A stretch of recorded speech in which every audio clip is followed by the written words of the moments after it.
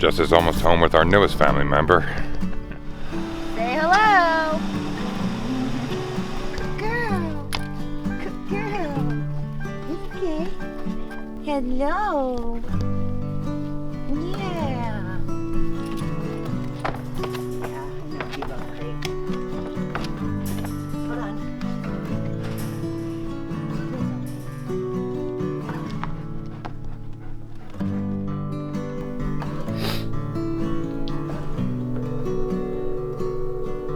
Hey, Sean, it's Kerry. Hey, Kerry, how you doing? I just was calling to see if there was anything we need to have prepared for you for tomorrow. I'm really excited for him to come here and, help us with the plan moving forward for our homestead. This is going to be a big help. Until we get our insulation, we had to temporarily rearrange things so that we can all stay warm in here.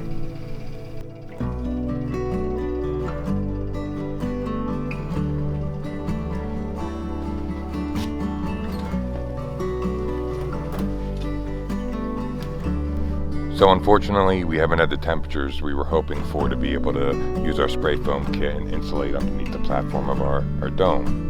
Looks like Sean has arrived back with the homestead consultant, Kerry.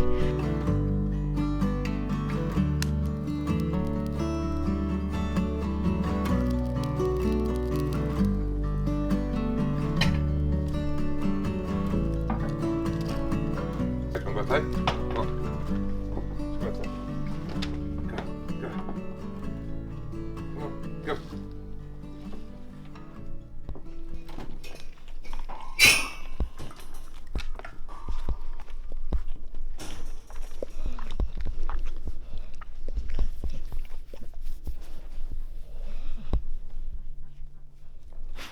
What you doing? Is you smelling it? Is you smelling it? You so pretty. Are you pretty, girl? Good morning. This is little Miss Sweet Rezzi. Rezzi came from the rescue. We have her here because, well, I'd love to adopt her. I'm technically on a foster. We're on a foster to adopt at this point, just to see how she does with our dogs, because Nellie's a little dog selective at times.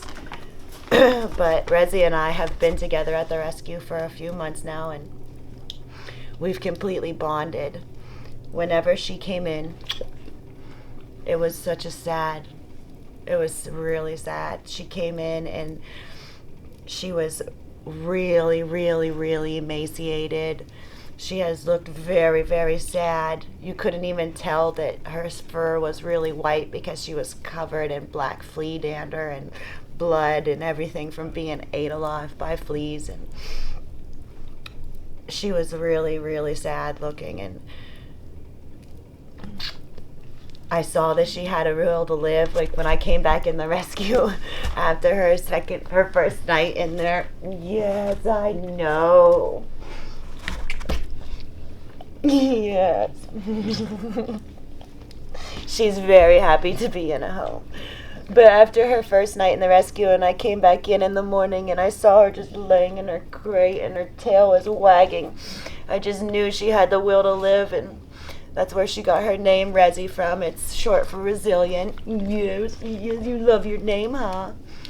And we've bonded, and so I've brought her home to try to get her ready for a home adoption, but I'm falling in love with her, so she's probably going to end up staying if we can get Nellie to become friends with you, huh?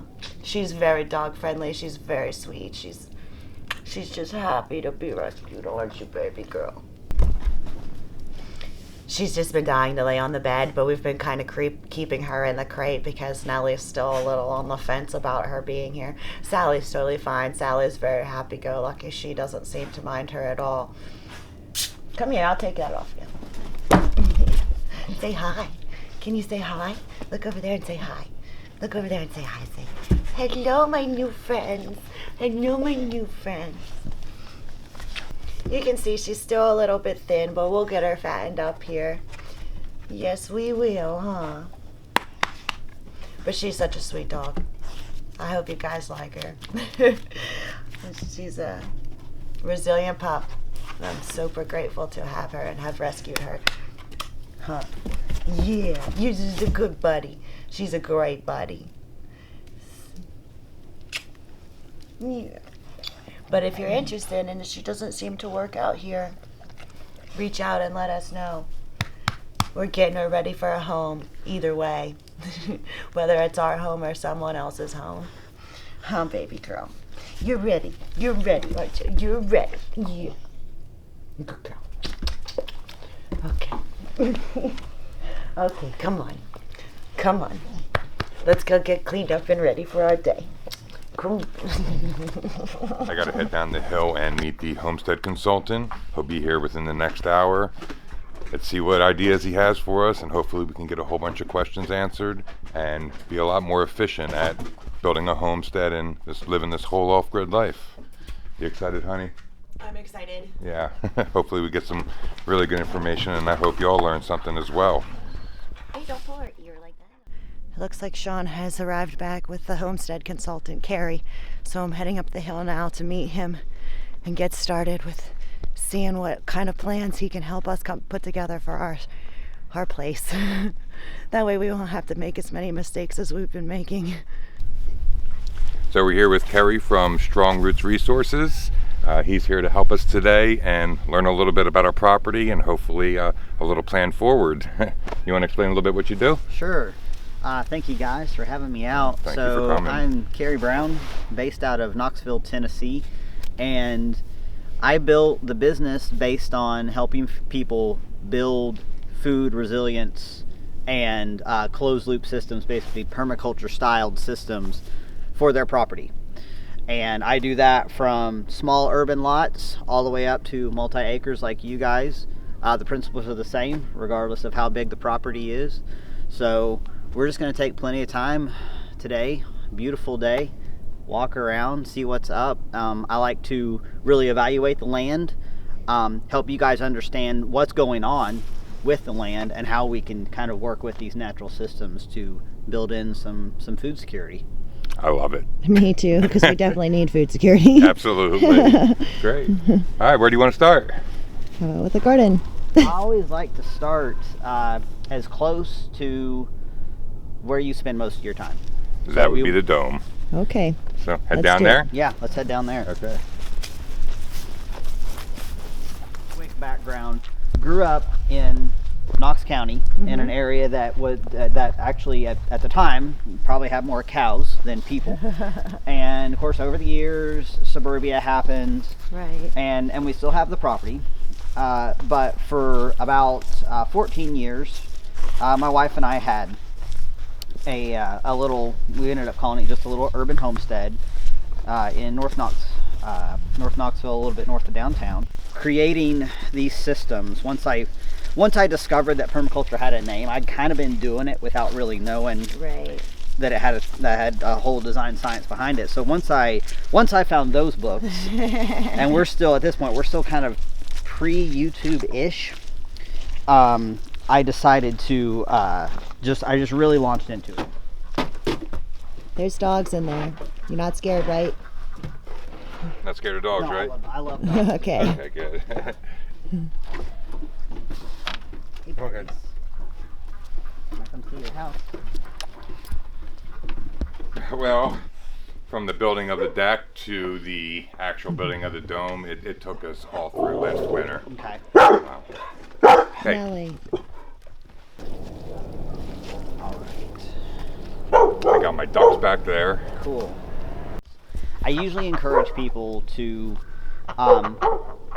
keep the systems that they're going to access daily as close as possible.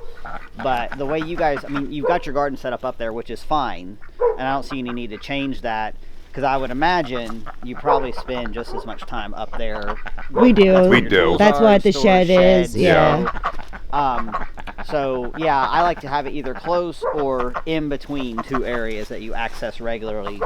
And just, you know, sometimes people get this idea about putting the garden down in the back 40, which is a terrible idea because you're not ever going to go back there. So as long as it's like on your path, I would just think about building off of what's already there. Right. Just kind of, you know, just kind of expanding and kind of filling in spaces. It's mostly the past couple years I've just kind of been learning more or less how the vegetables actually grow, what grows good beside them, what bugs eat them. That's actually a really important point, and it's something that a lot of people don't take enough time to do. So one of the, kind of one of the main principles, early principles of design is to interact and observe. So We do lots of that. I'm happy to hear that, because a lot of people just want to just bang, bang, bang. Maybe they're flush with cash from a house sale or something. They're just like, I want to do all the stuff right now, and in my mind, like, speed can equal error. Right. It's a lot harder to make expensive mistakes if you just slow down a little bit. So yeah, I mean, that's actually wonderful to hear that you are figuring out, okay, this did great and this not so much. Right.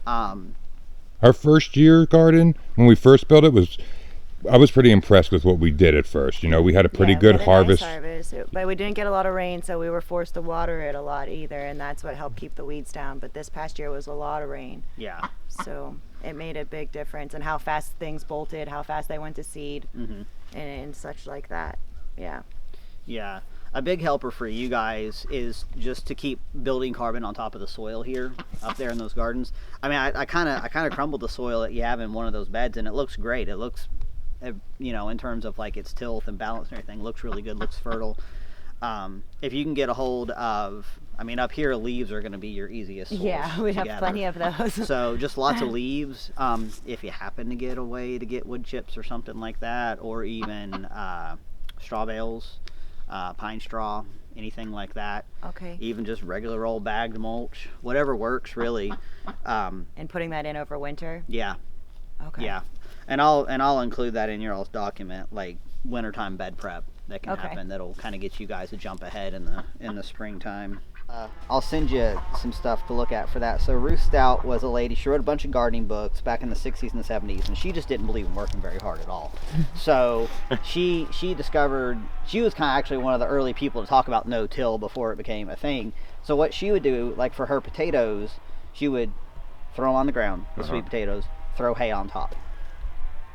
End of story. Come back and harvest. Lift the hay off with a fork, with a pitchfork, and there were her potatoes. And some people call them, they say you have to hill up your potatoes. You just throw more hay on top. It's kind of the same concept as, as like forest gardening, where you're just mimicking, what the forest does on its own, of just dropping the leaves, building the soil, getting... if you keep the soil really well covered like that, you're going to encourage more fungi growth, and a soil that has a greater fungi diversity is kind of automatically healthier in every aspect. Okay. And really the easiest way of doing that is just throw carbon on it. Mark my words, we're going to have an excellent garden this coming season. I've already learned so much in the past 15 minutes that he's been here. Garlic's only real enemy I've found in any kind of, whether you're trying to grow it through the summer or through the winter, is if the soil is too wet and it rots. So you're raised up here, you're going to be fine. I would try Ruth Stout's method next time you want to do potatoes, or really any number. It works for all of your root So she didn't even crops. dig a hole, she just chucked all the potatoes out there and covered them. Yeah. It was on top of a garden that she had been tilling for years, and it just occurred to her one day. She was like, nature does nothing that's even remotely like tilling. Why am I doing it? That's what Why I am I literally breaking 100% my agree back? with that. Big thing this time of year is don't let the soil be bare. Like, don't beat yourself up or anything, but generally speaking, bare soil will wash away. Right. So anything you can do to cover it, the plastic counts. It's not maybe my very favorite form, but it counts. Okay. Our neighbors will like that information because their garden is actually just on their bare ground, and they have a lot of soil washing away every year. Yeah. Anything to anchor it, whether it's just carbon on top, some kind of cover crop. It's just a matter of getting your cover crop in at the right time. Right. But yeah, and plus this wood sorrel, which you can kind of tell, it's multi-leaf. So your clover here has the 3. This stuff that looks a little more like shamrock. Yeah. This will get like real puffy in the spring, and it's edible. It's very good. I eat it. It's sour. Yeah, it's like lemony. Yeah, it's great. I've ate it ever since I was a child. Yeah. I know, like borage with tomatoes seems to. Borage? What's that? Borage is just a little flower, little annual. It'll self-sow here, like it will come back, but it's not technically a perennial. I just let mine go to seed, and it comes up when it's ready again. It kind of sort of looks like a little bit like comfrey, Okay. but it's just one of those things that I actually am not certain if it has something that repels the hornworms or if it attracts something. Could be a little bit of both that eats the hornworms, but Either way. Yeah, I've paired it up. Yeah. Either way, that works for us. All right, noted. Borage. Yeah. Forage. Yeah. Yeah, the hornworms were awful this year on both of our properties. Yeah. Did you guys come out here at night with a flashlight to find them? No, but we did get one. We got one. Actually, David sent us one, but Yeah. it was near the end of the season. Our crop was already decimated by that plant. Yeah. Before that point. You learning a whole bunch of stuff? I am. Very interesting. Yeah. I'm glad to have somebody here to give us a little bit of education, make us feel a little bit more like we know what the heck we're doing and we're not making bad choices. Yeah, it's giving me a little confidence. Yeah, agreed. Sean, if I fall on my butt, you're going to edit that out, right? Absolutely. Oh, it's gone in. Outtake.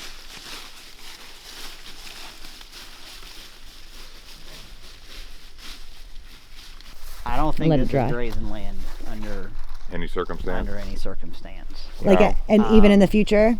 Yeah, this whole you're in bottomland. This is you're gonna have a very high water table here, even without even if the beavers weren't here doing their thing.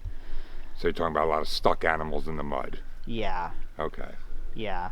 I Dang. would. So this is, you know, in permaculture, we're gonna have you've got your zones, right? Right. So this is your zone 5. That's not to say you can't come down here and enjoy the land, but I would consider looking at this like a recreation spot, Okay. a nature watching spot.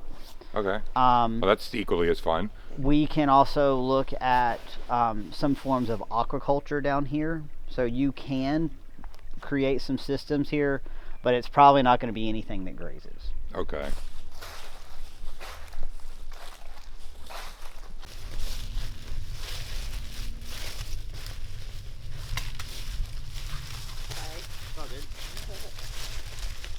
Yeah, it's beautiful down here. I love it. And I've even found some wild crops. Like we found some wild onions and we found some wild sweet potatoes. Cool. Yeah. Yeah, I mean, I'll definitely come back, you know, in the spring and we'll start cataloging stuff. And Yeah. document off of that. I'd love to Absolutely. know where the ginseng is. It could be around here. It could be around here. You do poaching is a thing. No, we know. Try it out. And then there are people who they want to do all the stuff, but they're petrified at the thought of failure. And like, I'll spend more time like, you got to get over that.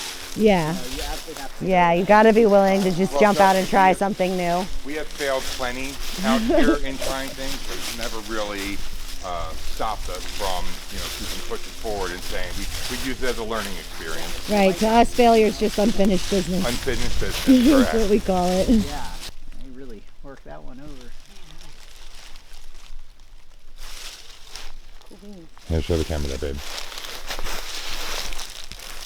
It's like a bare sap coming out of that tree where the hog rubbed it all off. It has a very frankincense smell. It's not real strong, but it's not real heavy either.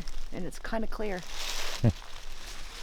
We do plan on doing bees as well. Cool. I did. I have some experience beekeeping when I was a kid, Nice. and I do have some hives here. So hopefully this next season here, we can get them started. For sure.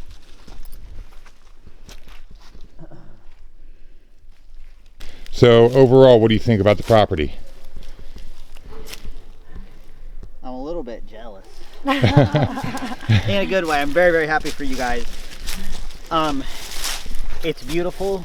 I think you've got a pretty good grasp of what your challenges are, and I don't see any errors on the horizon. I'm glad we went down there and looked at that, because that would have been, I would have felt really bad if you guys tried to do Donkeys down there? animals down there. Yeah.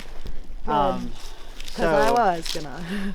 the fact that you are taking your time and trying to understand what's up with the land before you mess with it a whole lot. Always take it back to, what does nature do on its own? Try to mimic those things. It's okay that we mess with it a little bit and we change things, but just, I try to think about, what impact am I making? How does that carry forth? on down the line. So do you have any like parting advice for us as of right now? What are the next steps, and is there any advice do you have for our subscribers if we're just starting out in this kind of lifestyle? So you have done a fantastic job of going slow. So I'm always going to emphasize that. Like, don't try to do too much too fast. I know it's in our human nature to maybe we get involved in one thing and then like, oh, shiny thing over here, and we go over there. But keep it slow. Keep everything very deliberate. Cover your soil. Okay, he's mentioned that many times, so it's got to be key. As much as you can. Try to keep the rainwater where it's going underground, not shooting down the hillside. And you mentioned that with the terracing and all that, so that's good stuff. And you know, for people who are not familiar with permaculture, get on your favorite search engine, put in permaculture principles. You will get, and do it under the image search. You're going to see all these different kinds of graphics, and they're all beautiful, all kinds out there, but they cover the principles that are just kind of these guidelines for how to develop your land. The cool thing is you can also take those same principles and you can apply them to your lifestyle design. You can apply them to how you run a business, how you coordinate your day. Like they cover all those bases. And if you really take time to think about those, you'll give yourself guidance, and you will eliminate your chances of, I should say, painful errors. Not no, but painful, expensive, hard to fix errors. So look up the principles, find out who's in your area, who's, you know, teaching classes about homesteading, teaching classes about permaculture, even backyard gardening stuff, any of that. Just always encourage people to find who is in your area, who's doing this stuff. I'm really glad that we find each other on YouTube and whatnot, even though I found you at a gas station. But find the people who are in your area and create those relationships. And just like you guys said, like have fun, embrace the joy, embrace what you're doing. The journey is where it's at. Right. We all know, like, at some point it comes to an end. I don't know what happens after, but so let's not like rush towards the inevitable too much. Like savor what you're into, document what you're doing, like you guys are. So in a few years you're gonna look back and be like, man, we have really, really gotten some stuff done. Yeah. Well, I so much appreciate you coming out here. I enjoyed it. For anyone who's interested in learning more about Kerry, his company Strong Roots Resources, I'll put a link here on the screen and in the description. So if you want to reach out to him as well, especially if you're in this area, awesome guy. Thank you so much. We really appreciate you coming out, Kerry. Thank you so much. Sure thing. I want to fit. Well, our consultation with Kerry went really well today. I think it was, well, really well. It was productive. It was informative. Very informative. I mean, this was just the first visit. He kind of looked at our property, what we had. He's going to compile a document with everything we talked about, all the notes he took, and I'm excited to share that with you. Hopefully, it's got some good ideas and tips for us moving forward. But I think we're going to be working with him a lot, from here on out. We've discussed a few other times that he might come out, and yeah, his proximity to us is pretty close. Yeah. So it's really nice to have somebody so knowledgeable so close by. Yeah. Made me feel good that he thought we were doing a good job here, so that's pretty awesome. Yeah, it's definitely reassuring and adds a little motivation going forward, and knowing that even though things are trial and error, we're still finding the right path. Yeah, absolutely. Yeah. I'm happy with that. Me too. I'm excited about the garden adjustments that were recommended and trying those and trying to build up the soil. Yeah, and this next year, it's going to be our year. I have a feeling. I really do. I'm not failing this year. The garden's going to be very fruitful. And orchard. Mark my words, and orchard. Yeah. So we got another cold night tonight. Hopefully tonight is the last night that we have to deal without insulation in the floor. So. Yay, we're getting close to getting it done. Yeah. Tired of fighting this cold. With rearranging, we've totally noticed a difference in like how the front half of this side of the dome that we're using versus the back half in temperature-wise. It's much colder back there. Right here is warm. You walk, on the other side of where our bed is, and you can definitely feel the temperature drop. Yeah. So this setup's working nice until we get that insulation, which will be soon. Alright, I'm tired. I'm ready to chill out. Okay, let's chill out.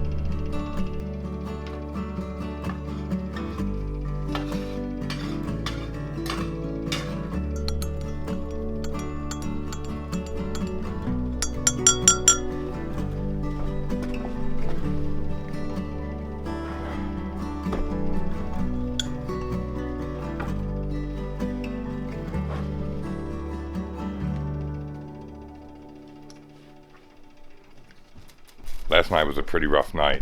It got down into the low 20s and we almost froze. I got to bring the spray foam down into the dome so it can acclimate to the temperature, because right now the cans are a little bit cold. I won't be able to spray them until they warm up, but that's got to be done soon because we can't stand another couple nights like this. This is rough. While Jess is at work, I'm gonna try and get Rezzi introduced to Nelly outside of the kennel. We'll see how it goes. I know Jess will probably be a little bit weary if she was here with it, because she's got anxiety about Nelly, you know, just being really mean and attacking her. I should be able to control them, but we're gonna see how that goes, and hopefully I can get a little bit of work done with her today so that she can be out of this kennel and join the pack. Come here. Sit. Come here, Rezzi. Oh yeah, be nice. Good girl. Sally.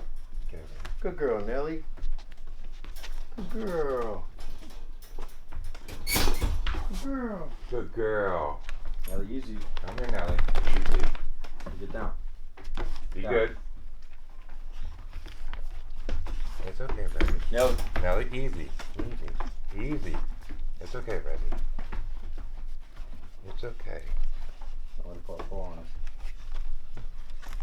Oh, who's that? Who's that? Good girl. Good girl, yeah. Nelly, Give come. kisses. Nelly. Easy. Easy. Yeah. Yep, smell her butt. Go ahead. There she is. Come here. Let me play. Good girl. Good Come here. girl. There's a good This puppy. is going better than expected. There's a good puppy, huh? Yeah. Hey. Easy. No. It's okay. Good girl. Hey, sit down. It's okay. It's a good girl. Don't put him out there. Smell. Go ahead. Nelly. Be nice. Yeah. Yeah. Give kisses. Hey. Easy. Easy. Come here, Rezzi. Put tails down.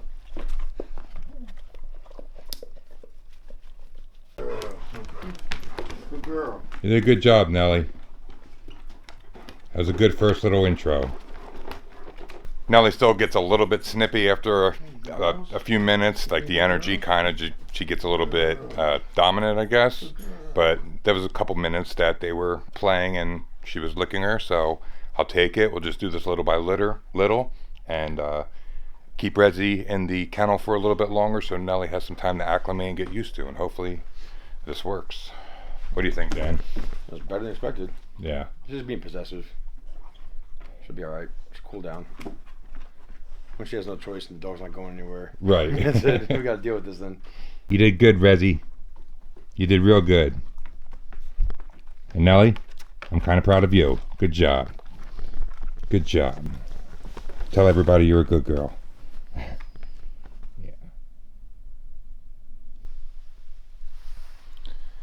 So unfortunately, we haven't had the temperatures we were hoping for to be able to use our spray foam kit and insulate underneath the platform of our dome. I mean, it's probably a good thing because I was ready to just start spraying and get it done because we've been freezing at nighttime. It's been a little bit rough. But, you know, I did try one can and it didn't really work too well with the gaps in the floor. It was just spraying up into the house as well. So I think we need to rearrange the inside a little bit and put something down so that the spray foam stays within the cracks. We need to have a little bit of a better plan. I thought it would go a little bit differently. So, but it's not really a problem. These kits weren't cheap, so we want to make sure we do it right. We got one shot at this and there can't be any screw-ups. But there's always next week. But on another note, there's something really cool I want to show you. I'm pretty excited about it. Look at that, our very first duck egg. I didn't think we were going to get any eggs until springtime, but I was wrong there. I was told that the Peking ducks weren't very good sitters. We are hoping to get some ducklings, you know, from them, but we'll see. But I guess for now, I'm going to go enjoy the very first duck egg our ducks laid.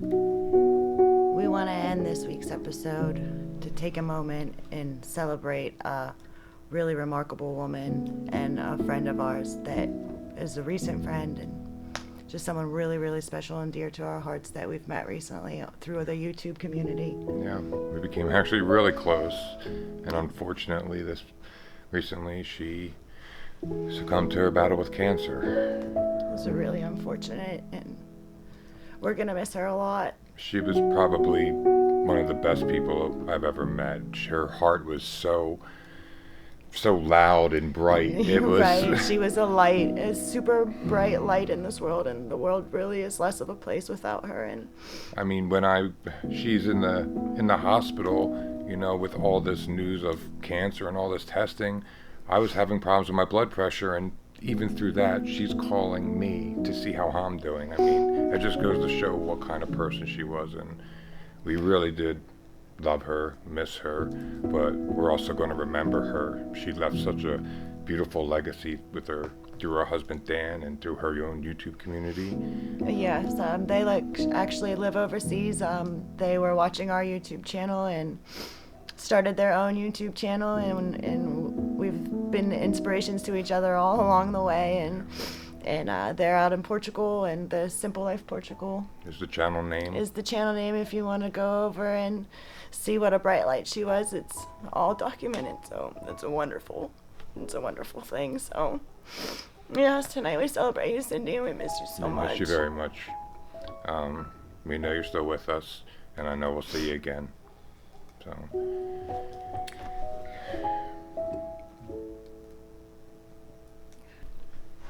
we want to thank everybody for watching tonight's episode, and we'll see you next time. And remember, keep growing. Keep growing. Bye. Good night.